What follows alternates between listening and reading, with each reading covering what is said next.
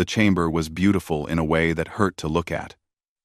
Crystal walls stretched high above, catching the light from the neutron star outside and breaking it into colors that had no names in human languages. Captain Han Jiwoo stood in the center of the vast room, his boots clicking against the smooth floor as he walked toward the council seats. Around him, representatives from 47 different species watched with eyes that ranged from curious to dismissive. Jiwoo had been on the council station for 3 months now, and he still wasn't used to the stares. Humans were new here. Everyone knew it. Only 7 Earth years had passed since humanity's first contact with the galactic community. 7 years since humans learned they were not alone in the universe. 7 years since they discovered that among the stars, they were considered weak. Next to Jiwoo walked Lieutenant Kang Minho, his oldest friend and tactical officer. Minho kept his face neutral, but Jiwoo could see the tension in his shoulders. Behind them came Dr. Park Yuna, carrying her tablet filled with data nobody would probably read, and Ambassador Choi Daeho, the senior human representative who had called this emergency meeting. High Arbiter Velthas looked down at them from his elevated seat. He was tall, even sitting down, with skin that looked like tree bark and eyes that were completely black. His species, the Velmori, had been part of the council for thousands of years. They were herbivores, peaceful, and incredibly proud of their ancient civilization. Ambassador Choi, Velthas said, his voice deep and slow like distant thunder. You have requested emergency session time. The council is listening. Daeho stepped forward and bowed slightly.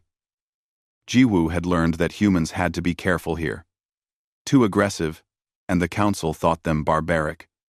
Too submissive, and they thought them pathetic. It was a difficult balance.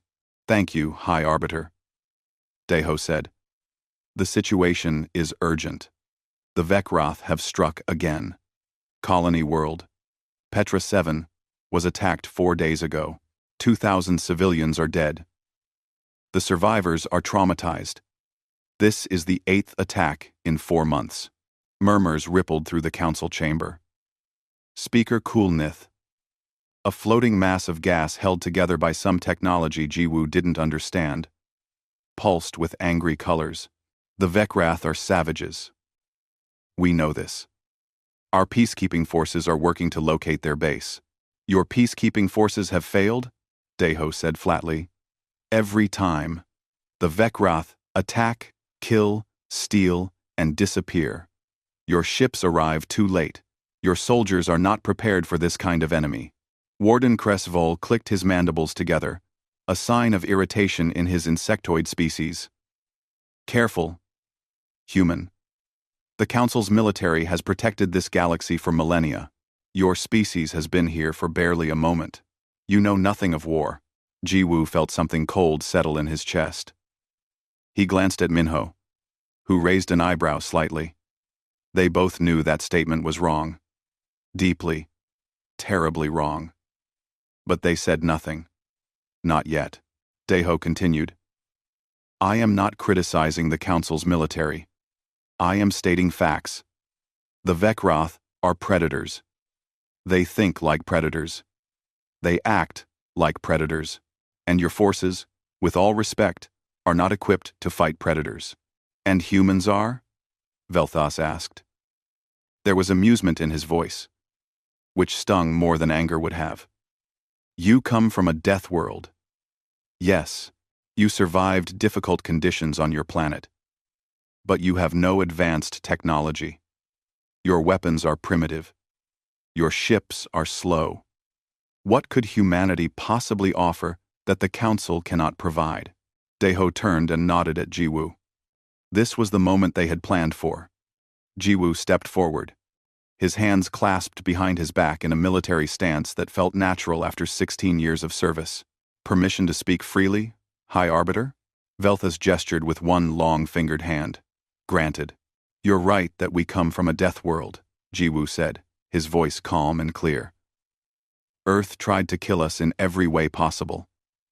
Predators that could smell us from miles away. Diseases that could wipe out entire populations. Weather that could freeze or burn us.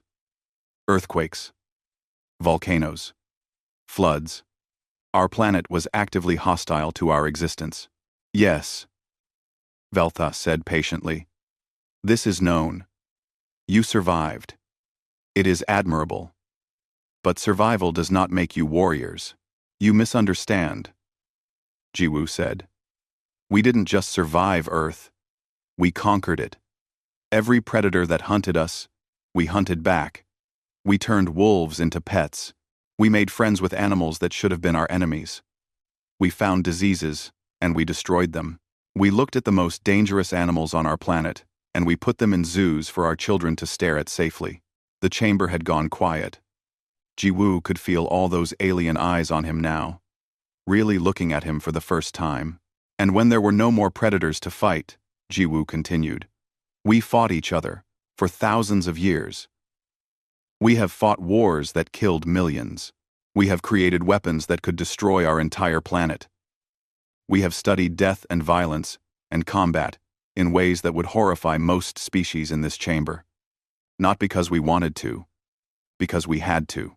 Because on Earth, the species that doesn't know how to fight doesn't survive. Dr. Yuna stepped forward, her voice softer but just as firm. I'm a xenobiologist. I've studied the species in the Council. Most of you evolved from prey animals, herbivores, species that ran from danger. Your instincts are to avoid conflict, to find diplomatic solutions, to preserve life. These are good instincts, noble instincts. Noble, she paused, looking around the chamber. But the Vekroth are not like you.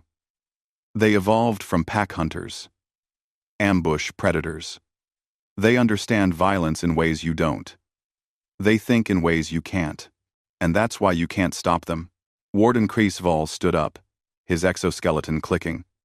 Are you suggesting that humans could do better? That your primitive species could succeed where the Council has failed? Yes, Jiwoo said simply. The word hung in the air like a challenge. Laughter erupted from several Council members. Not cruel laughter, but the kind that came from disbelief. Humans were small. Humans were new. Humans had simple weapons and slower ships. The idea that they could solve a problem the Council couldn't was absurd. Ambassador Deho raised his hand for silence. We formally request permission to lead a strike force against the Vekroth. A small human contingent, supplemented by any Council forces who wish to observe. We will find them. We will stop them. And we will do it within 1 month. 1 month? Speaker Kulneith pulsed with colors that indicated disbelief. Our forces have been searching for 4 months with no success. What makes you think you can do better? 8. Jiwoo looked up at the Council, and for just a moment, he let them see past the diplomatic mask he'd been wearing. He let them see the predator underneath. Because we know how to think like them. We know how predators hunt. We know how they choose targets. We know their patterns and their psychology. We know these things because, High Arbiter, we are predators too. The chamber went silent, uncomfortable. Several Council members shifted in their seats. Velthas stared down at Jiwoo for a long moment. You speak of violence and hunting as if they are skills to be proud of. No, Jiwoo said quietly. We speak of them as tools we have learned to use. Tools we would rather not need. But the Vekroth are killing your civilians. They are terrorizing your colonies. And you cannot stop them because you are trying to fight a predator with prey instincts. Someone needs to fight them with predator instincts. And if we refuse? Velthas asked. Jiwoo met his eyes steadily. Then more civilians will die. And humanity will remember that when we offered to help, the Council said no. It was a subtle threat, delivered calmly. But everyone in the chamber understood it. Humanity was keeping records. Humanity was watching. And humanity was deciding whether the Council was worth being part of. After a long pause, Velthas spoke. The Council will vote. All in favor of allowing humanity to pursue the Vekroth? The vote was not unanimous. But it passed. Very well, Velthas said. Captain Han Jiwoo, You will have your chance. We will send 2 observers with you to document your methods. Do not make us regret this decision. Jiwoo bowed formally. You won't regret it, High Arbiter. But the Vecwrath will. As they left the chamber, Minho leaned close to Jiwoo and whispered, That last line was a bit dramatic, don't you think? Jiwoo smiled grimly. They wanted to see the predator. I gave them a glimpse. Now, we need to show them what that actually means. Behind them, the council continued their discussions, unaware that they had just made a decision that would change the galaxy forever. They had asked humanity to stop being civilized. They had asked to see what humans could do when they stopped pretending to be harmless. They were about to find out. The human ship, Indomitable, cut through the darkness of space like a blade. It wasn't the fastest ship in the galaxy. It wasn't the prettiest, but it was built by humans, and that meant it was built to last. Captain Han Ji-woo stood on the bridge, watching the stars slide past the viewport, his hands clasped behind his back. 3 weeks had passed since they left the council station. 3 weeks of travel toward the outer reaches, where the Vecwrath were raiding. 3 weeks of the council observers watching humans with growing confusion and discomfort. Observer Talana stood near the back of the bridge, her feathers ruffled in a way that indicated stress. She was from an avian species, tall and elegant, with eyes that could see more colors than humans could imagine. She had been assigned to document the human mission. So far, she seemed to regret accepting the assignment. Next to her stood Observer Grix, an amphibian creature with smooth green skin and large eyes that rarely blinked. He was a military analyst, sent by the council to evaluate human combat methods. He carried a tablet and took notes constantly, his webbed fingers moving quickly across the screen. Lieutenant Kang Minho noticed them watching as he walked past. Something wrong? Observer Talana? Talana ruffled her feathers again. Your crew's behavior is unusual. Disturbing, even. How so? They train constantly, Talana said. Every day. Your soldiers practice combat. Hand-to-hand fighting. Weapons, drills. Tactical scenarios. Even your non-combat crew members exercise as if preparing for war. It seems excessive. Minho smiled slightly. On Earth, we have a saying. Train hard, fight easy. We practice so much that when real combat comes, our bodies know what to do without thinking. Muscle memory. But you train to hurt each other, Talana said, her voice quiet. I watched Sergeant Kim Haejin's training session yesterday. She was teaching soldiers how to break bones, how to cause maximum pain, how to kill efficiently. It's necessary, Minho said simply. The Vecwrath won't be gentle with us. We need to be ready. Grix spoke up, his voice bubbling slightly. I have been reviewing human military history. Your species has been at war for most of your recorded existence. Thousands of conflicts. Millions of deaths. You have refined violence into a science. Yes, Minho admitted. We have. Does that frighten you? It concerns me, Grix said carefully. The Council chose peace long ago. Most species in the galaxy have not fought a real war in centuries. But humans fight constantly. Even now, even in peacetime, you maintain massive militaries. You teach your children about wars. You remember battles from hundreds of years ago. Why? Lows. Minho was quiet for a moment, choosing his words carefully. Because we can't afford to forget. Peace is good. Peace is what we want. But peace only exists when everyone agrees to it. And when someone breaks that peace, someone needs to know how to stop them. That's what humans do. We remember the lessons of violence so we can protect those who forgot. Talana looked away, clearly uncomfortable. Jiwoo had noticed this pattern. The council species didn't like thinking about violence. They didn't like talking about it. They wanted to believe the galaxy was safe and peaceful. The Vecwrath were an unpleasant reminder that it wasn't. Dr. Park Yuna entered the bridge, carrying her tablet. She approached Talana with a smile. Observer Talana, do you have a moment? I wanted to share some information about human evolution. It might help you understand us better. 2-2. Talana hesitated, then nodded. Please. Yuna pulled up an image on her tablet. It showed a human figure running across a plain, chasing an animal. This is persistence hunting. It's how our ancestors caught prey. We didn't have claws or venom or sharp teeth. We weren't fast, but we had stamina. We could run for hours without stopping. Days, even. I don't understand, Talana said. We chased them, Yuna explained. An antelope can run faster than a human, but it can only sprint for a few minutes before it needs to rest. So humans would chase it, not trying to catch it immediately, just keeping it moving. Every time it stopped to rest, we would appear again, forcing it to run. We would chase it for hours, sometimes days, until it collapsed from exhaustion. Then we would walk up to it calmly and kill it. Talana's feathers stood up in alarm. That's monstrous. That's survival, Yuna said gently. And it shaped how humans think. We don't give up. We don't stop. We are patient and persistent. If we want something, we will pursue it until we get it or until we die trying. It's in our genetics. Our instincts.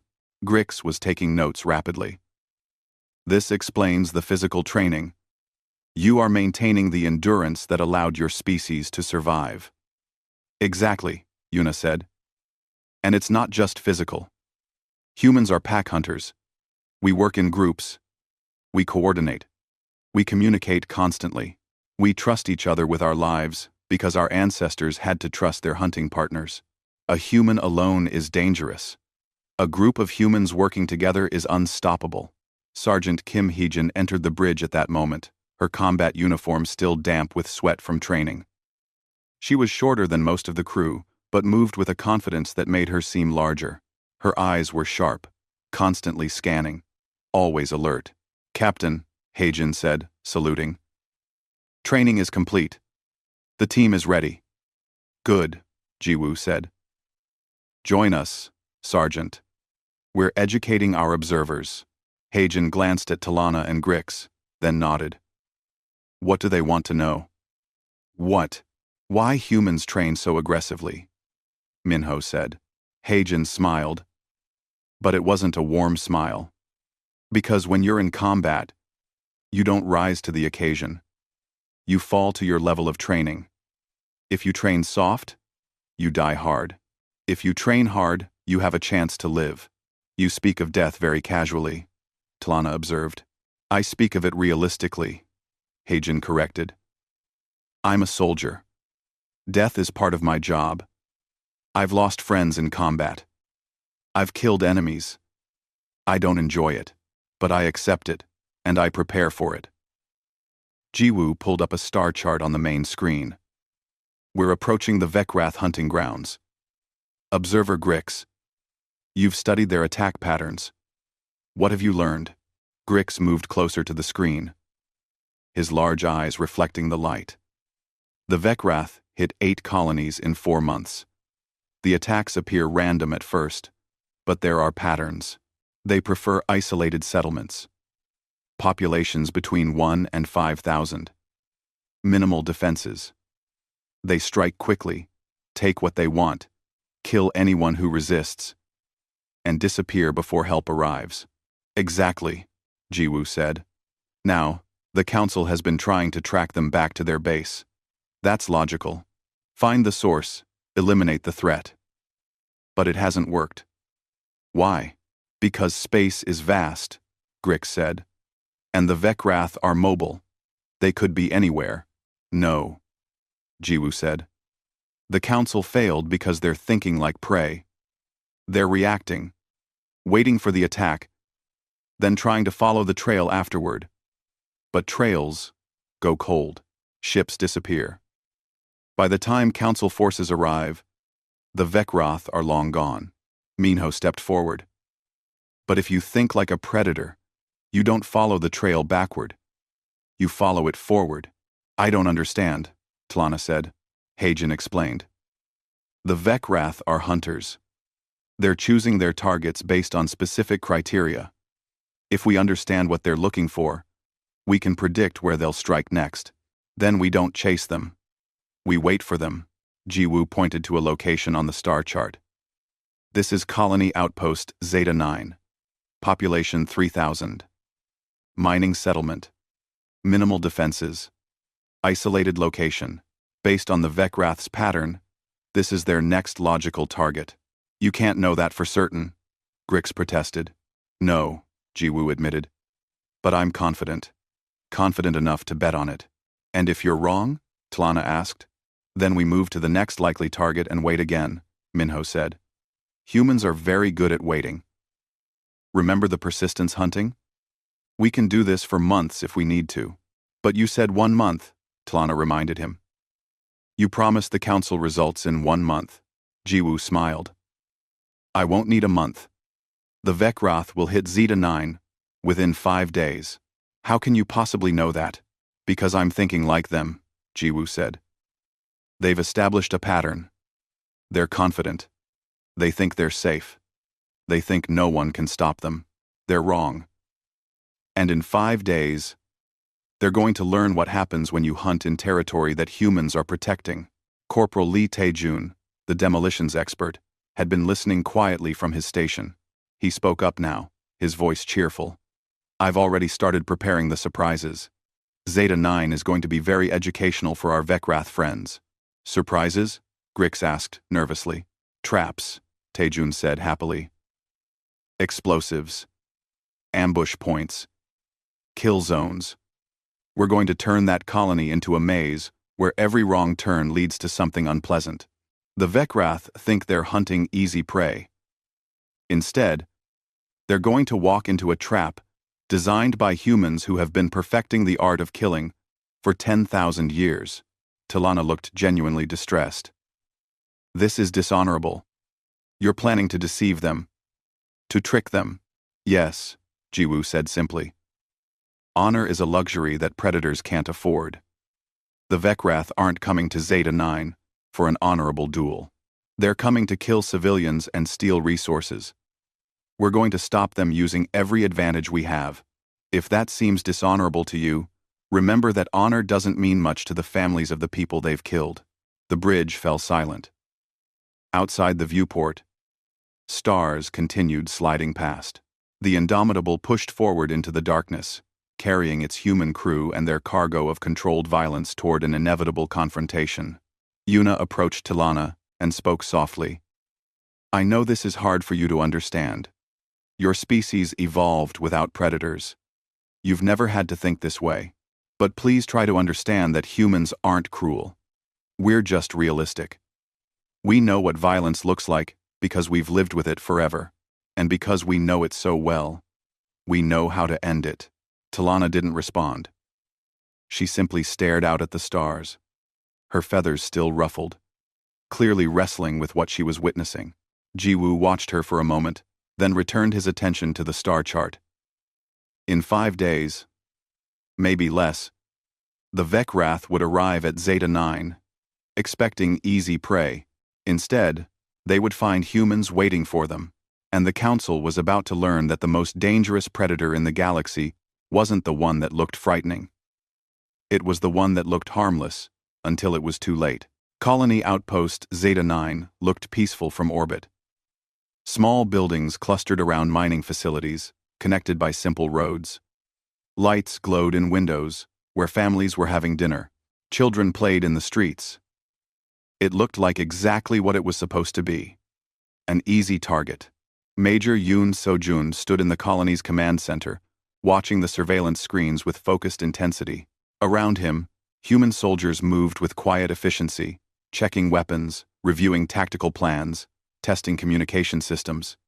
They had been here for 3 days, preparing. The civilians had been evacuated secretly 2 days ago. They thought it was a drill. They would learn the truth later. For now, the colony appeared occupied and vulnerable. But every person moving through those streets was a trained soldier. Every window held a marksman. Every building had been rigged with traps. The peaceful mining outpost had been transformed into a killing ground. Captain Han Jiwoo arrived at the command center with Lieutenant Kang Minho and the two observers. Observer Tlana looked around at the preparations with visible distress. Observer Grix was taking notes as usual, but his webbed hands trembled slightly. "Status report," Jiwoo said. Seojun gestured to the screens. "All personnel in position. Sergeant Kim Haejin's squad is set up in the market district. Corporal Lee Taejun has rigged 17 buildings with remote explosives. Captain Bae Nari's interceptor squadron is holding position behind the moon, ready to cut off any escape." "We're ready, sir." "Sensor readings?" "Nothing yet. But if they follow the pattern, they'll be here within the next 12 hours. Talana spoke up, her voice sharp. "This is wrong. You've turned this colony into a war zone. You've deceived the Vekroth into thinking they're attacking civilians." Jiwoo turned to face her. "Yes, that's exactly what we've done, because the Vekroth have been attacking actual civilians for 4 months. Now they're going to attack trained soldiers and learn what real resistance feels like. It's dishonorable." "It's effective," Jiwoo corrected. "And right now, effectiveness matters more than honor." The council tried honor. The council tried following rules. And 8 colonies were destroyed while they waited for the honorable solution. "I'm not interested in honor. I'm interested in stopping the killing." Grix looked up from his notes. "Captain, I must document a concern. Your tactics are aggressive, deceptive. They rely on violence and psychological manipulation. This is not how the council operates." "I know," Jiwoo said. "That's why you keep losing." Before anyone could respond, alarms began blaring. Seojun's hands flew across his console. "Contact!" Multiple ships dropping out of faster-than-light travel. Reading 12 Vekroth warships. They're launching landing craft. Estimate 500 warriors incoming. Jiwoo's expression didn't change. He simply nodded. "All units. This is Captain Han Jiwoo. Enemy contact confirmed. Hold positions. Do not engage until they're fully committed. Let them think they're winning. Let them get comfortable. Then show them what humans do to predators who hunt our people." On the screens, the Vekroth landing craft descended toward the colony. They were crude vessels, designed for fast deployment rather than safety. The Vekroth didn't care about casualties. They had numbers. They had strength.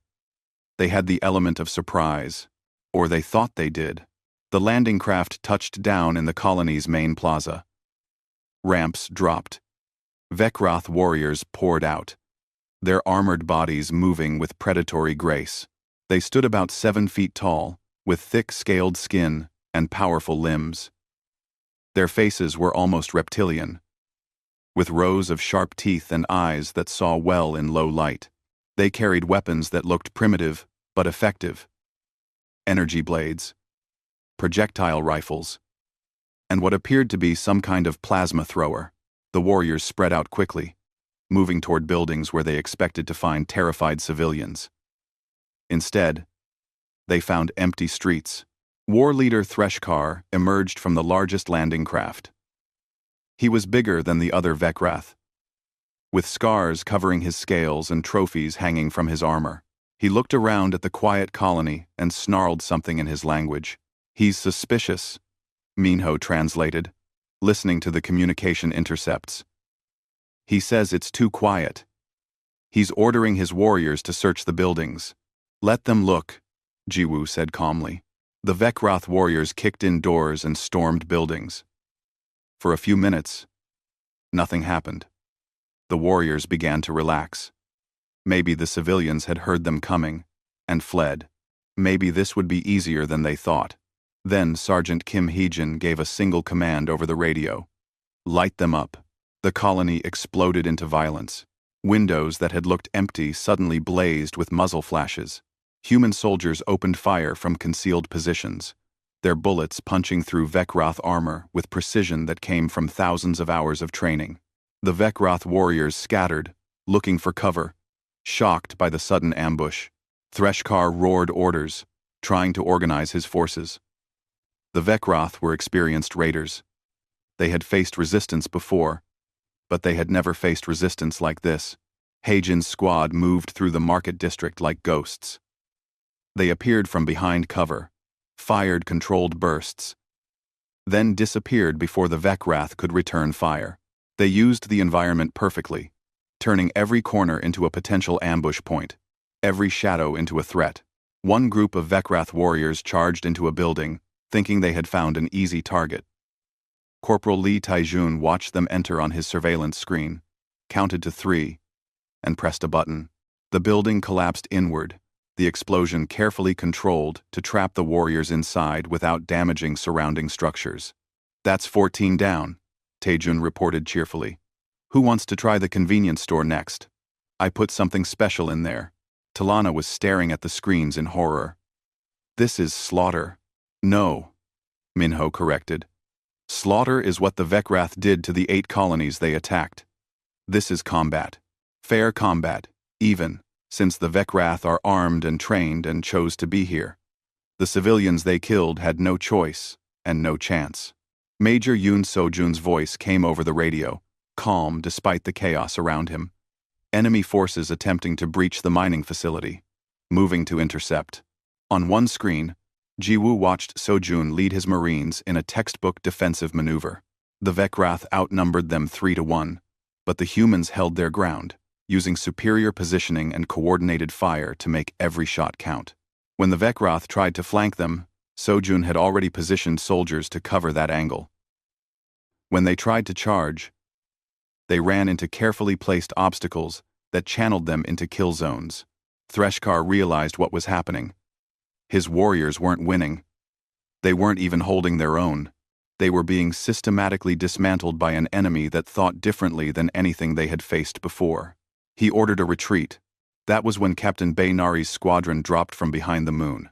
The human interceptors were smaller than the Vekroth warships and not as heavily armed. But they didn't need to win a straight fight. They just needed to cut off the escape routes. Nari's pilots flew with reckless precision, weaving between enemy ships, targeting engines and communication arrays, making it impossible for the Vekroth to coordinate or flee. "This is Nari." Her voice came over the command channel. "All enemy ships disabled or contained. They're not going anywhere."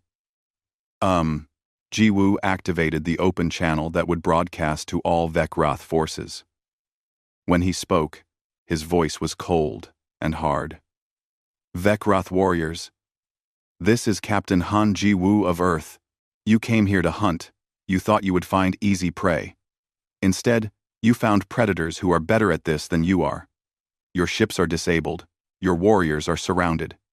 You have 2 choices: surrender now and be treated according to the laws of war, or continue fighting and be eliminated.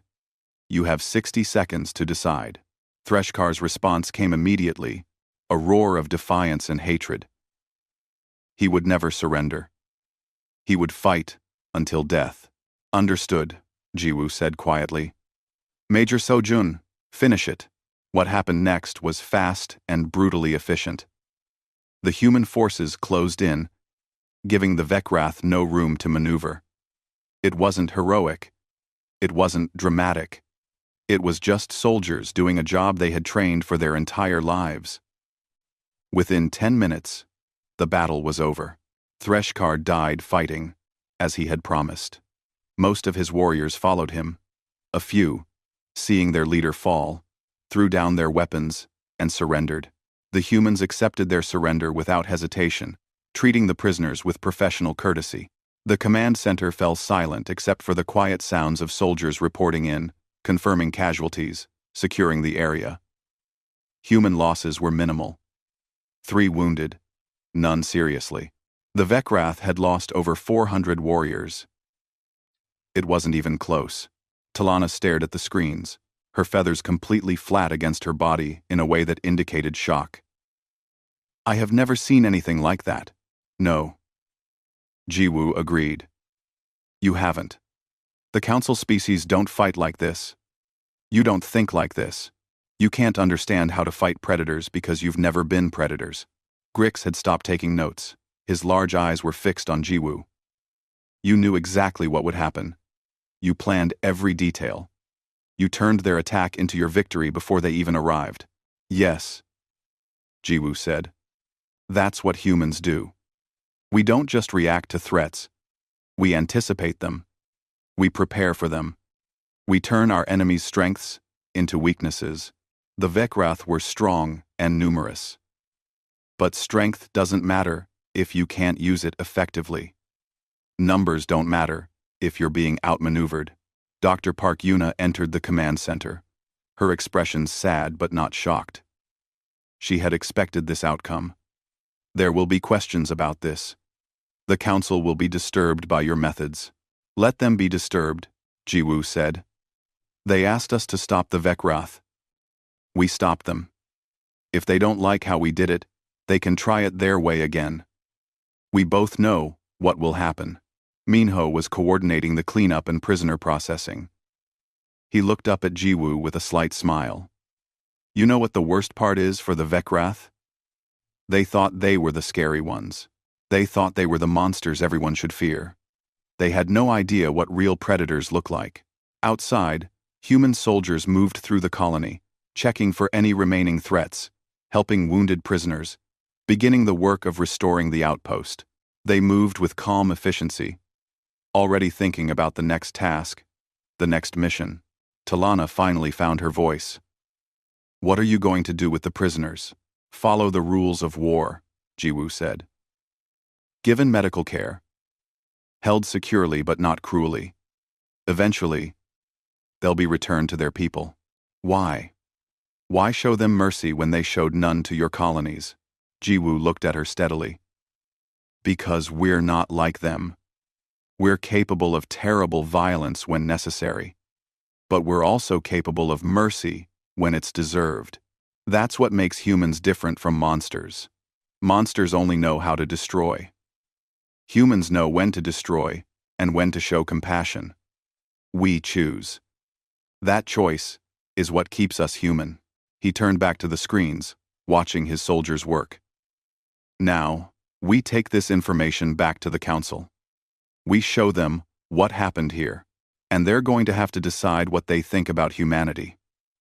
Are we saviors or are we threats? Either way, they'll never look at us the same way again. The council chamber felt different when Captain Han Ji-woo walked in 3 weeks later. The air seemed heavier. The crystalline walls that had looked beautiful before now felt cold and distant. Every seat was occupied. Word had spread about what happened at Zeta 9, and every species wanted to see what would happen next. High Arbiter Velthas sat in his elevated position, his ancient face unreadable. Next to him sat Chancellor Primosa, head of the Council Ethics Committee. She was a crystalline being who glowed with internal light, and right now that light flickered with what Jiwoo had learned was anger or distress. Lieutenant Kang Minho walked beside Jiwoo, his uniform crisp and his expression neutral. Behind them came Dr. Park Yuna, carrying her tablet with all the mission data. Ambassador Sung Jinha, who had replaced the retiring Ambassador Choi Dae-ho, walked with them. He was older than Choi, more calculating, and he had warned Jiwoo that this meeting would not be pleasant. Observer Talana and Observer Grix were already present, standing near the council seats. Talana's feathers were ruffled, and she looked like she hadn't slept well in weeks. Grix stood very still, his large eyes fixed on the floor. Captain Han Ji-woo, Velthas began, his deep voice echoing through the chamber. You return from your mission. The council is eager to hear your report. High Arbiter, Jiwoo said, bowing slightly. The mission was successful. The Vekroth raiding force has been eliminated. The threat to colony worlds in that sector has been neutralized. We are aware, Velthas said. Observers Talana and Grix have provided their preliminary reports. The council has also reviewed the video documentation from the battle. That is why this full session has been called. Chancellor Primosa's light pulsed brighter. Captain, The footage we reviewed was deeply disturbing. Your forces engaged in what can only be described as systematic slaughter. The Vekroth warriors were outmaneuvered, trapped, and eliminated with what appears to be excessive force. With all respect, Chancellor, Jiwoo said calmly. The Vekroth came to that colony, intending to kill civilians and steal resources. They brought 500 trained warriors and 12 warships. They were not there for diplomacy. My forces responded appropriately to a military threat. You deceived them, Primosa said. You made them believe they were attacking defenseless civilians. That is not honorable warfare. Ambassador Sung Jinha stepped forward. Chancellor, might I ask a question? When the Vekroth attacked the previous 8 colonies, did they announce their intentions beforehand? Did they give civilians a chance to prepare or evacuate? Did they show any honor in their attacks? Primosa's light flickered. That is not the point. It is exactly the point, Jinha said smoothly. You are holding humanity to a standard of honor that the Vekroth never followed. You are criticizing us for using deception against an enemy that has shown none of the values you claim to cherish. Perhaps the real question is why the Council expected us to fight with one hand tied behind our backs. Warden Crescesval stood up, his insectoid body clicking. The issue is not just tactics. The issue is what those tactics reveal about humanity. We watched you fight. You were efficient. Brutal. You showed no hesitation. Your soldiers killed without remorse. They killed in combat, Minho interjected. Against armed warriors who had killed thousands of civilians. If you expected our soldiers to feel guilty about protecting innocent lives, you'll be disappointed. General Morthax, the Supreme Military Commander of Council Forces, spoke for the first time. He was a large reptilian being with scales that looked like armor and eyes that missed nothing. Captain Jiwoo, I have reviewed your tactical approach. You predicted the Vekroth target. You prepared an ambush. You controlled the battlefield from the beginning. Your losses were minimal while enemy casualties were over 90%. This is an impressive victory by any measure. Thank you, General, Jiwoo said. However, Morthax continued, it also demonstrates capabilities that concern the Council. You think like a predator. You plan like a predator. You fight like a predator. The question is, if you can do this to the Vekroth, what could you do to us? The chamber fell silent. There it was. The real question. The real fear. The Council wasn't upset that humans had stopped the Vekroth. They were afraid of what it meant that humans could stop them so easily. Dr. Yuna stepped forward. May I speak, High Arbiter? Velthus gestured his permission. Yuna's voice was calm and professional. I am a scientist, not a soldier. I study life and how species evolve. I understand that watching combat footage is disturbing for species that evolved from prey animals. Your instincts tell you to flee from violence, to avoid it.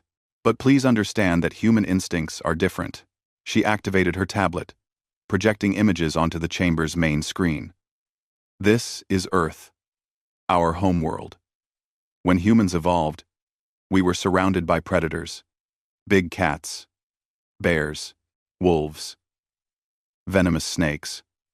We were not the strongest. We were not the fastest. We were vulnerable. But we survived because we learned to work together and to use our minds. The images changed, showing human history. Battles, wars, conflicts spanning centuries. We didn't want to fight.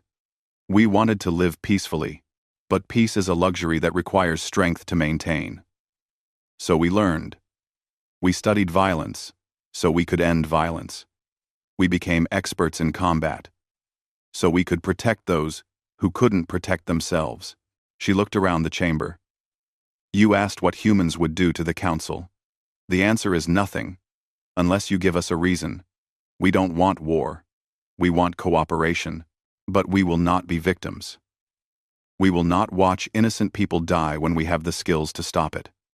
That's not cruelty. That's responsibility. Chancellor Primosa dimmed slightly. But your methods are so cold, so calculated.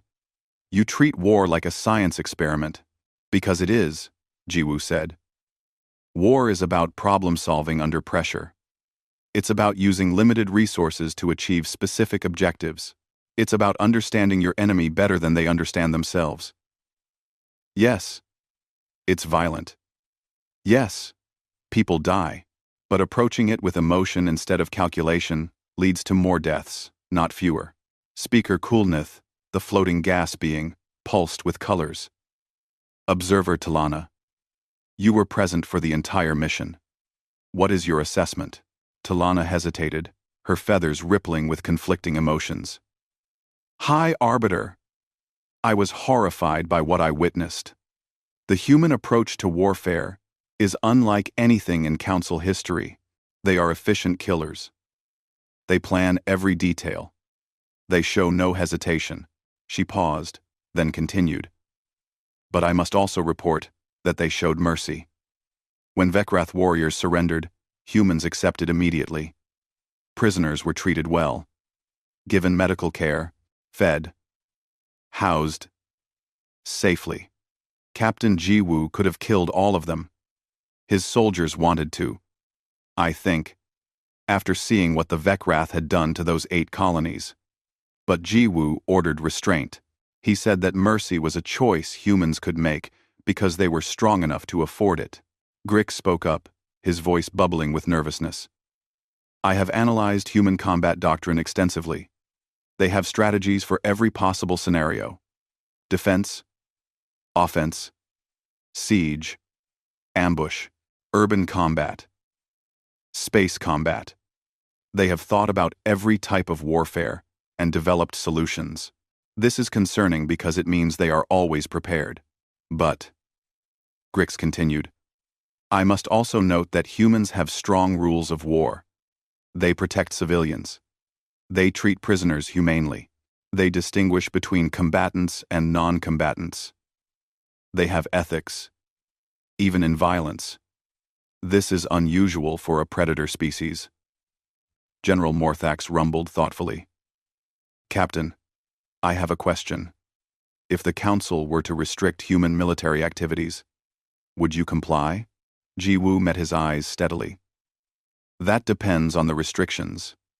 If you ask us to limit our fleet size or technology development, we would negotiate in good faith. If you ask us to stand by while civilians are murdered because our methods make you uncomfortable, we would refuse. That sounds like a threat, Warden Cresval said. It's not a threat, Ambassador Jinha said. It's a statement of principle. Humanity joined the Council seeking cooperation and mutual benefit. We have followed Council law. We have contributed to Council goals. But we will not compromise our ability to defend ourselves or those under our protection. If that makes us difficult, members of the Council, so be it. But we won't be victims. Velthas was quiet for a long moment, his black eyes reflecting the light from the crystal walls. The Council must deliberate. Captain Jiwoo, you and your delegation will wait while we discuss this matter. Jiwoo bowed. Of course, High Arbiter. As the human delegation left the chamber, Minho leaned close to Jiwoo and whispered, They're going to vote on whether to kick us out or restrict us. I know, Jiwoo said quietly. But they won't, because they need us now. They've seen what we can do, and they're smart enough to realize they want us on their side, not against them. In a private waiting room, the delegation sat in tense silence. Yuna reviewed her data. Jinha made notes. Minho paced. Jiwoo simply sat still, his mind going over every possible outcome and how to respond. 2 hours passed before they were summoned back. The chamber felt different when they returned. The council members looked tired, and there was tension in the air that hadn't been there before. Velthas spoke, his voice heavy. The council has voted. The vote was not unanimous. There was significant debate, but a decision has been reached. He paused, and Jiwoo felt every pair of alien eyes on him.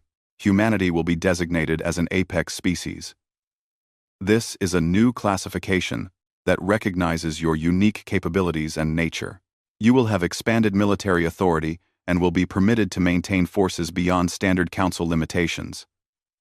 However, you will also be subject to additional oversight and regular reviews of your activities. Jiwoo nodded slowly. It wasn't perfect, but it was acceptable. We agree to these terms. Additionally, Velthas continued, several council species have requested defense treaties with humanity. The Vekroth have also sent a communication. They wish to negotiate peace. They are requesting that humans serve as mediators. Minho almost laughed at that. The Vekroth, who had terrorized council worlds for months, now wanted humans to help them make peace. We will consider these requests, Jinha said diplomatically. Velthas fixed his gaze on Jiwoo. Captain, I will be honest. Many in this chamber fear you. Fear what you represent. Fear what humanity could become. But General Morthax made a compelling argument. He said that predators exist in this galaxy, whether we like it or not. And perhaps the safest thing is to have predators who choose to protect rather than destroy. That's all we've ever wanted, Jiwoo said quietly. To protect, to help, to cooperate.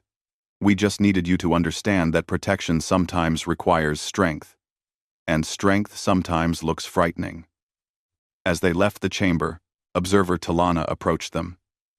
Captain Jiwoo, may I speak with you? Of course. I am writing a formal report on the mission. I have titled it, The Predator Paradox. Why humanity's instincts make them the galaxy's best protectors. I wanted your permission to include your personal perspective. Jiwoo smiled slightly. Permission granted. Talana ruffled her feathers, but this time it seemed more thoughtful than distressed. But we should have feared what happens when you have no predators watching your back. The Vekroth proved that. Sometimes, the thing you fear is the thing that keeps you safe. Riding the Grath, the Vekroth, the Proso. As they walked back to their ship, Minho said, Well, we survived the Council's judgment. What now? Jiwoo looked out at the stars visible through the station windows. Now, we prove we deserve their trust. 3 months had passed since the Council designated humanity as an apex species. The galaxy had changed in those 3 months, in ways both subtle and profound. Captain Han Jiwoo, now promoted to Commodore, stood on the bridge of his new flagship, the Vigilant, and watched those changes unfold on the tactical display. Lieutenant Kang Minho entered the bridge carrying a datapad. Morning, Commodore. You're going to want to see the latest reports. Morning, Commodore. Jiwoo took the pad and scanned through it. 7 more defense treaty requests? That brings the total to 23 species. 24, Minho corrected. The Velmori just sent a formal request an hour ago. High Arbiter Velthas personally signed it. Jiwoo raised an eyebrow. The Velmori were the oldest and most influential species in the Council. For them to request human military protection was significant. That will make waves. It already is, Minho said with a slight smile. Ambassador Sung Jinha says the Council chambers are in chaos. Half the species are rushing to secure treaties with us. The other half are still arguing about whether we're saviors or threats. And the Vekroth? Quiet as mice. Haven't raided a single colony since Zeta 9. Their diplomatic envoy is still waiting for us to agree to mediate their peace negotiations. Jiwoo set down the pad and looked out at the stars. The Vigilant was on patrol in the outer sectors, leading a joint task force that included ships from 6 different Council species. It was the first truly integrated military unit in Council history, and humans were leading it. That fact still amazed him sometimes. Dr. Park Yuna was on the ship as well, running her cultural exchange program from a dedicated section of the vessel. She entered the bridge now, looking excited. Commodore, I need to show you something. She pulled up a video on the main screen. It showed Envoy Rilmas, a young Velmori who had visited Earth last month. He was giving a speech to what looked like a massive audience of his people. "This is beautiful and terrifying," Rilmas was saying in the video. "Earth is a world that tried to kill its children. Storms that could level cities. Earthquakes that could swallow mountains. Predators everywhere. But humans didn't just survive. They conquered it all. They turned their death world into a garden. They made friends with wolves. They built cities that touch the sky. If you want to understand humans, you must understand this. They are the species that looked at the impossible and said, 'We'll do it anyway.'" The crowd in the video was completely silent, hanging on every word. "We feared them because they are predators," Rilmas continued. "But I learned something on Earth. Being a predator doesn't mean being cruel. It means being strong enough to protect what you love. Humans are predators, yes, but they choose to protect rather than destroy. That choice is what makes them worthy of our trust." The video ended. Yuna smiled. He's giving speeches like this all over Velmori space. Public opinion is shifting. Humans are being seen less as threats and more as, well, as the galaxy's guardians. "No pressure there," Minho muttered. Jiwoo's communication console beeped. It was Director Nam Soo-hyuk, head of Human Intelligence Operations, on a secure channel from Earth. Jiwoo moved to his private office to take the call.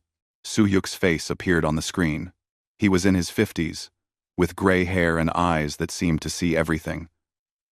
"Go ahead, Director. We've been running contingency planning for 3 months now.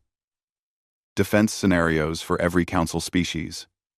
Strategies for protecting trade routes. Response protocols for various threat types. Admiral Cha Ji-won wanted you to know we're ready for anything. And the Council knows about this planning?" "No," Soo-hyuk said. "And they don't need to. We hope for peace, Commodore. But we prepare for war. It's what predators do. It's what keeps everyone safe, whether they know it or not." Jiwoo understood. Humanity was quietly becoming the galaxy's security force, building networks and plans that nobody else saw. It was pragmatic, necessary, and exactly the kind of thinking that made other species nervous. "Keep me updated, Director." "Will do." "Oh, and one more thing. Sergeant Kim Hae-jin's training program is exceeding expectations. She's got 60 soldiers from 12 different species learning human combat tactics. They're terrified of her, but they're learning fast." Jiwoo smiled. Hae-jin had a gift for turning scared recruits into competent warriors. "Tell her I'm proud of her work." "And Ementine, on Biran." The call ended. Jiwoo returned to the bridge just as the sensors began picking up something unusual. Minho was already at his station, frowning at the readings. "Commodore, we're detecting weapons fire in Sector 47. Multiple ships. Unknown configuration. They're attacking a civilian transport convoy." Jiwoo moved to the tactical display. "Council forces in that sector?" "Negative. Nearest Council patrol is 4 hours away. Distance to the attack? 30 minutes at maximum speed." Jiwoo made his decision instantly. "All ships, battle stations. Set course for Sector 47. Maximum velocity. Prepare for combat against unknown hostiles." Minho opened a communication channel to the task force. Ships from 6 species responded, their captains confirming orders. They had been training together for months. They trusted human leadership now. As the Vigilant accelerated, Jiwoo's console chimed. It was High Arbiter Velthas, calling from the Council station. "Commodore Jiwoo," Velthas said, his ancient face appearing on the screen. "We are monitoring the situation in Sector 47. The Council is convening to discuss a response. With respect, High Arbiter, there's no time for discussion. Civilians are dying right now.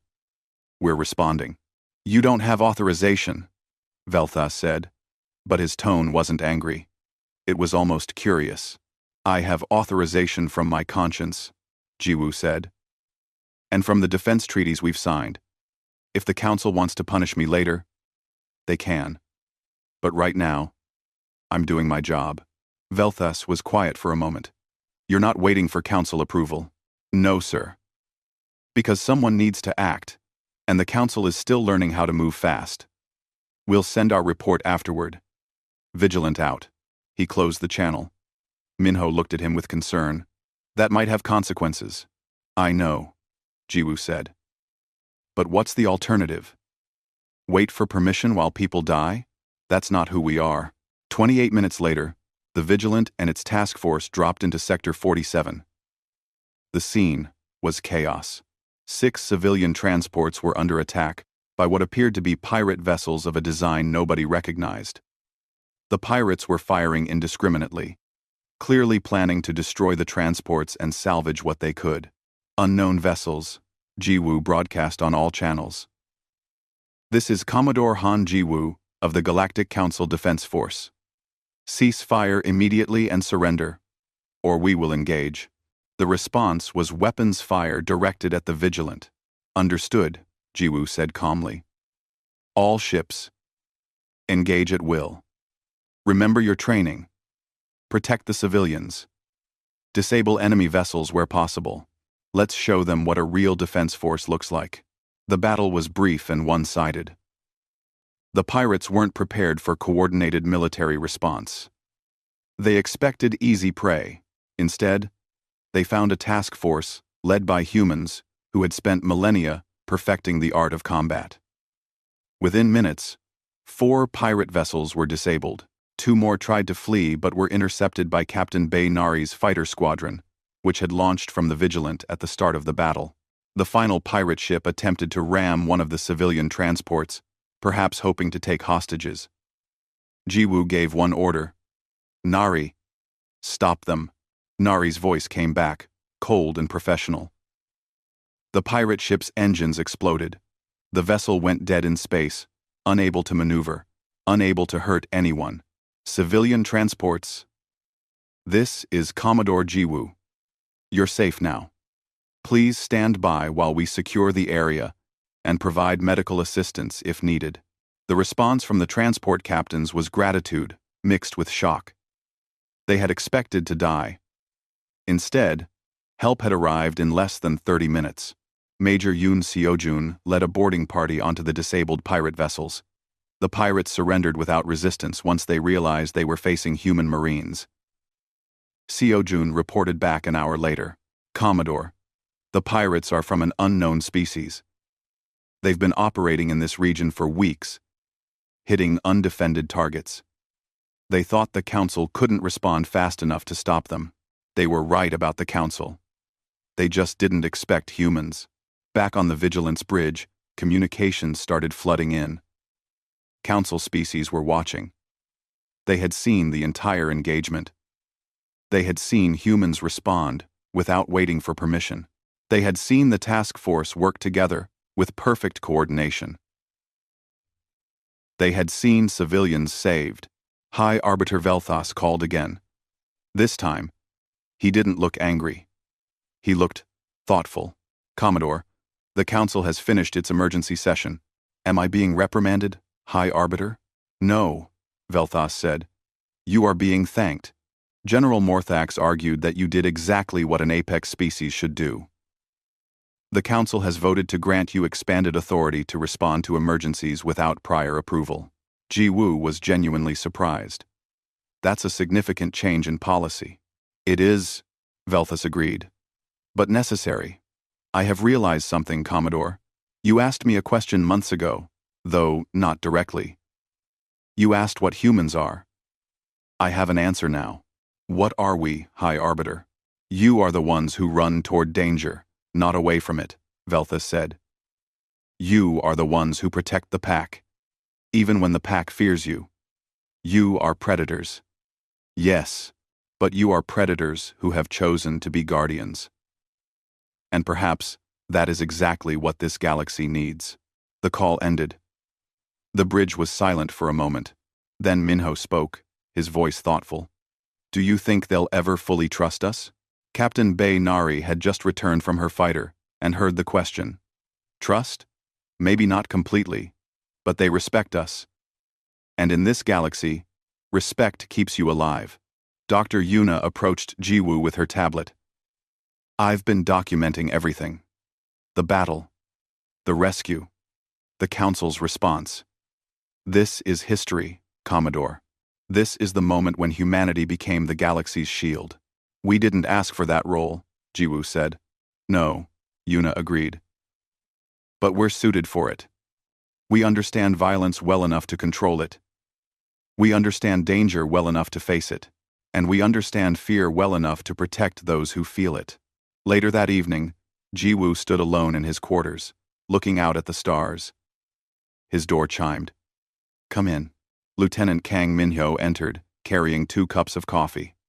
Earth coffee, not the synthetic stuff most ships served. Thought you could use this. They stood together in comfortable silence, drinking coffee and watching the stars slide past. 3 months ago. The Council didn't know what to do with us, Minho said. They were afraid of us.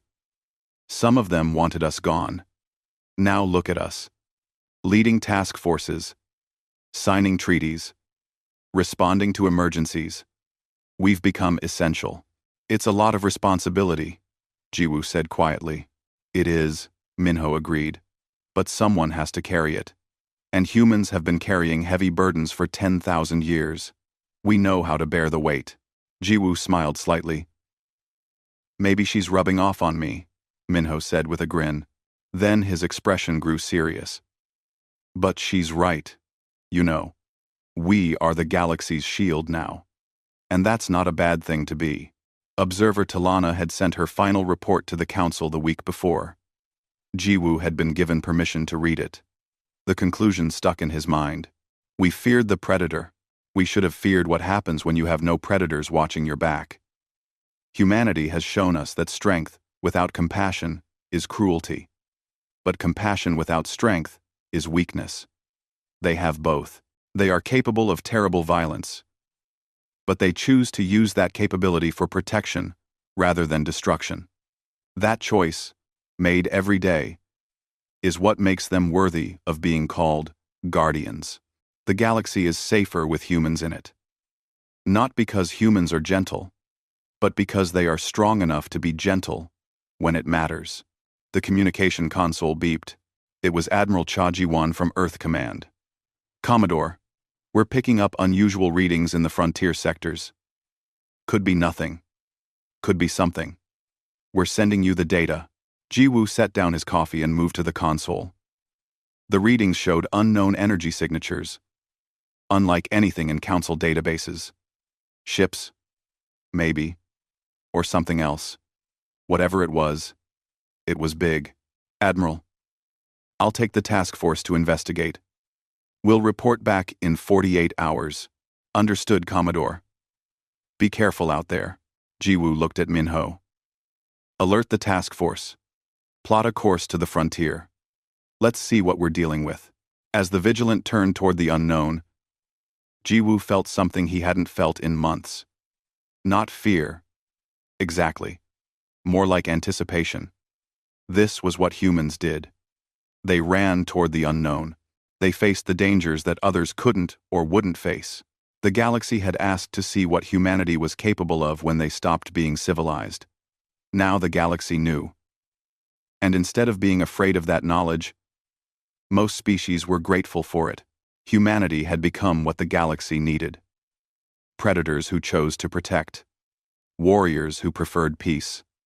Survivors who helped others survive. The ship accelerated into the darkness, carrying its crew toward whatever new challenge awaited. Behind them, the Council watched and waited, no longer questioning whether humans belonged in the galaxy. They were finally asking the right question. What would the galaxy do without them?